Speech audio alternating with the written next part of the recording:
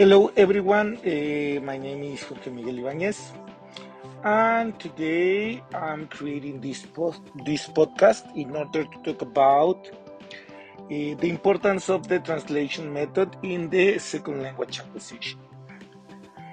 First of all, I would like to mention that it has been a very tough and controversial debate about if it is appropriate or not to use the translation method when you are teaching or you are learning a second language. Well, I would like to start my personal opinion about this controversy because as we can see through the story as the time passed by, it was necessary for many cultures, for many people to interact or to find a way to interact with other people. So many cultures through history tried to use a way in which they could communicate with other cultures in order, to exchange products or to sell or to buy different materials and so on.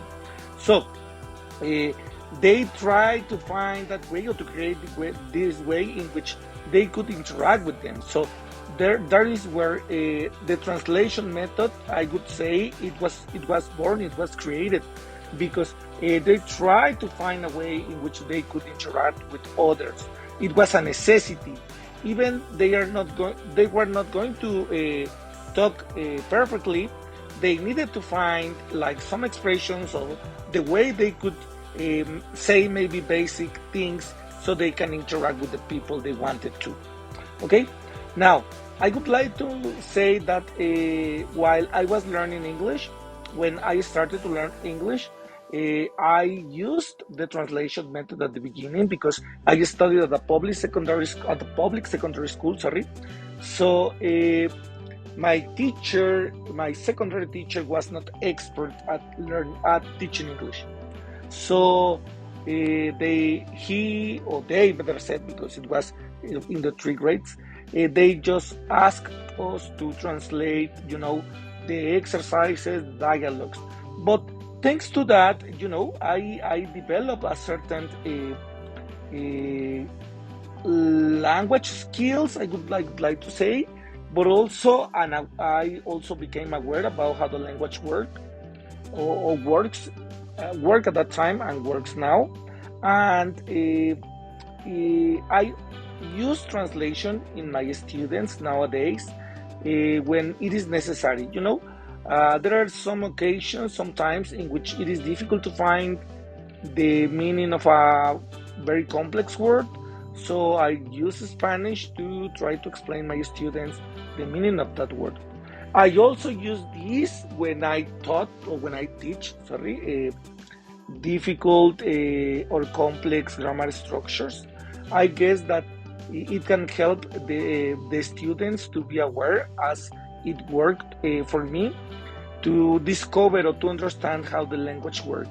I guess that it is allowed to use it, especially when we deal with difficult things or with complex things, when it is not an equivalence. I remember that in the reading, in the anthology, it was important to try to find an equivalence about the language what we went translated, but sometimes it is not possible to find one. So there is where translation can help us, like to explain, to find a context in which we can find a similar meaning like the language we are learning. Now, I do think that translation works. It can be beneficial to the learning process, as it can help, as I mentioned before, the students to become aware, and also it can be a way in which they can develop like these self-instruction